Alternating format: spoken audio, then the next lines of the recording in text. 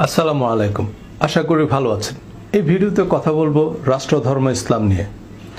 কারণ ওই যে সুখে থাকতে ভূতে কিলায়, ভূতের কিল খাওয়ার চেয়ে মানুষের কিল খাওয়া উত্তম। সম্প্রতি বাংলাদেশের সংবিধানে রাষ্ট্রধর্ম ইসলাম বহাল থাকা না থাকা নিয়ে ধর্মপ্রাণ মানুষরা ফুঁসে উঠেছেন। বেশিরভাগ মানুষ রাষ্ট্রধর্ম ইসলাম বহাল রাখার পক্ষে নিজেদের কঠোর অবস্থান পরিষ্কার করে ফেসবুকে প্রোফাইল পিকচার দিয়েছেন। কিন্তু এই বেশিরভাগ মানুষই হিন্দু ধর্মকে ভারতের রাষ্ট্রধর্ম বা খ্রিস্ট ধর্মকে আমেরিকার রাষ্ট্রধর্ম করার তীব্র প্রতিবাদ করবেন।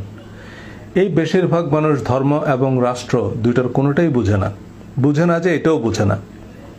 যারা রাষ্ট্রের জটিল বিজ্ঞান বুঝেন তাদের সংখ্যা খুব কম, হাতের আঙ্গুলে গোনা যায়।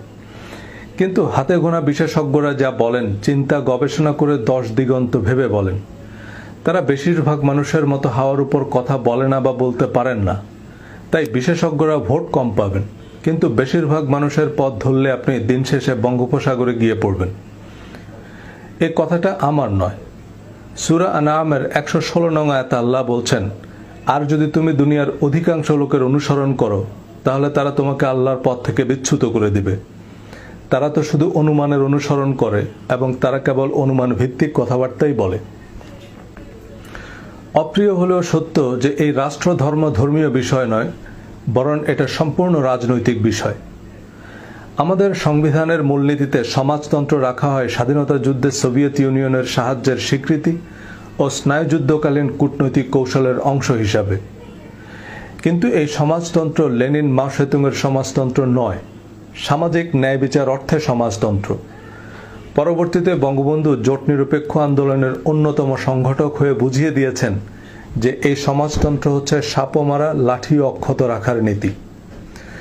সংবিধানে ধর্মনিরপেক্ষতা বৈশ্বিক ও আঞ্চলিক কূটনৈতিক কৌশলেরই অংশ ছিল। সেকুলার শব্দের বাংলা অনুবাদ ধর্মনিরপেক্ষ করায় অনেক ধর্মপ্রাণ মানুষ ধর্মনিরপেক্ষতা বলতে অধর্ম মনে করেন। কিন্তু সেকুলার শব্দের অর্থ ধর্মনিরপেক্ষ নয়। সেকুলার শব্দের সঠিক বাংলা হচ্ছে সার্বজনীন।